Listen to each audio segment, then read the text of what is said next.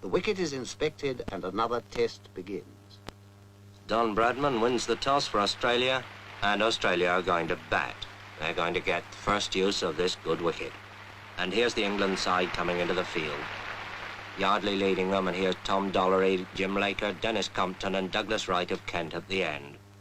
And then, out of the pavilion gate, come Australia's opening pair, Barnes and Morris, Morris in the cap. And Alec Bedser of Surrey begins the bowling from the nursery end. Fast medium right arm comes in, bowls to Barnes outside the off stump, and it bounces off Evans' pads. Bedser again. Bowls again to Barnes and again beats him outside the off stump. And the first over's a quiet one, a maiden. And Alec Coxon of Yorkshire bowls the second over from the pavilion end. Elbows well out, comes in, bowls to Morris. Morris forces him away on the onside, and the Australian innings is underway. The first run's up on the board. And so another historic test is underway. Watched by the press of half the world. Watched too by appraising eyes in the pavilion. Eyes that have seen many a cricketer come and go.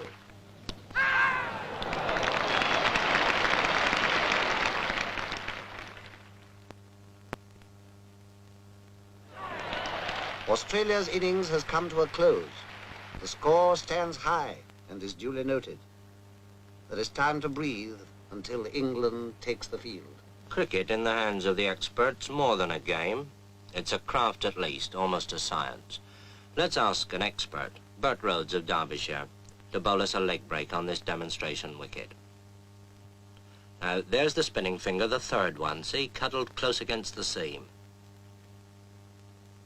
It comes up. Now, this is the perfect leg break. Watch where it pitches. Just outside the line of the leg stump, and it turns enough to beat the off stump. And now, the orthodox, the natural break, spun off that index finger, the off break. And this pitches, watch it, outside the line of the off stump, and it beats the leg stump. Now that's the right arm bowler's orthodox weapon. Let's see how the batsman copes with it. As the ball comes down to him, turning into him, well, all right, he just lets it hit the bat. And that's why short-leg fieldsmen were born. Well, perhaps attack's the best method of defense. Down comes that off break again, and the batsman hooks it hard and high over those short-leg fieldsmen, but not over deep square leg. There is a way of doing it, of course, over the ball as it moves into you, and push it away along the ground as Edrich does this ball from Lindwall, playing it to Barnes. When England are 27 for 1, which is nothing for Englishmen to be very happy about, and Ray Lindwall is bowling at full speed to Hutton. That ball's well up to him, and he pushes it away past mid-off for a comfortable 2.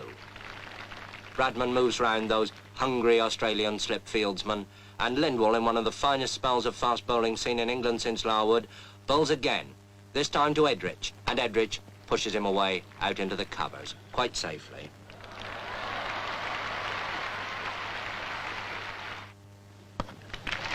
And it takes Doug Wright at number 11 with a wild swing over the bowler's head, sky high up there into the long field, to save England from the follow-on. And Ray Lindwall, with 4 wickets already in the match, bowls again from the pavilion end, and bowls Alec Bedser. And England are all out for 215, 135 behind Australia on the first innings. But now Australia have started their second innings. Bedser bowls to Barnes, his in-swinger, and Barnes puts it away, down to long leg.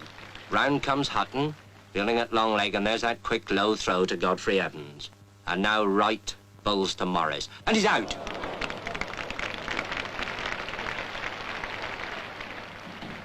When a wicket falls or a hit is made, those behind the scenes spring into action. What they record will go speeding over land and ocean. When a batsman strikes, the whole world outside will want to know the score. And when they know it, they'll cast an envious thought to those who sat at Lord's and watched. And there goes Barnes, magnificently caught by Washbrook at long on for 141. And Australia are now 431 in front. And now here comes Lindsay Hassett, the vice-captain, to face up to Norman Yardley. I suppose waiting for the earlier batsman, he's had his pads on for best part of 4 hours. Well, he needn't keep them on any longer.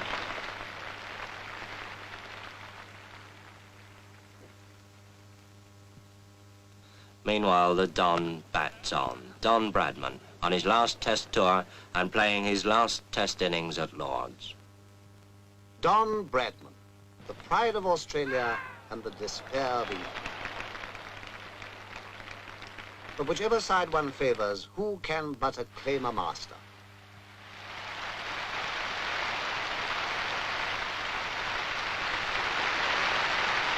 Bradman, whose name now joins the golden pageant, will Rain stop play? Anxious eyes survey the wicket. Willing hands turn too. But fate is kind and the battle is renewed. All through a cloudy afternoon they struggle on. The English batsman extra careful, heavily conscious of each wicket as it falls. England want 596 to win, and Hutton's out for 13, and England 42 for 1 wicket. And now Toshak bowls to Edrich. Ian Johnson catches him at first slip. Edrich is out. England 52 for 2 wickets, and in trouble. Everything depends on the man who now comes out of the pavilion. Dennis Compton. And with Hutton gone, England's last real hope. So they fight on, a battle of muscle, sinew, and eye. For this is cricket at its finest, calling forth a quality deep in men, the calmness of a Compton on a sticky wicket when the world is watching.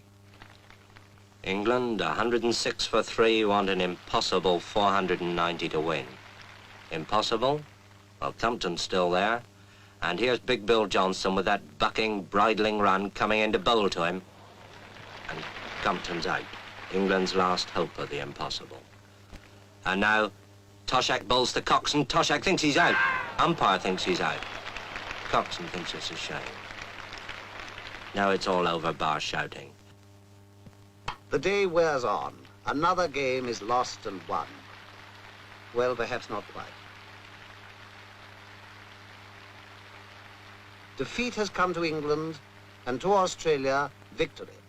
Australia takes the Ashes.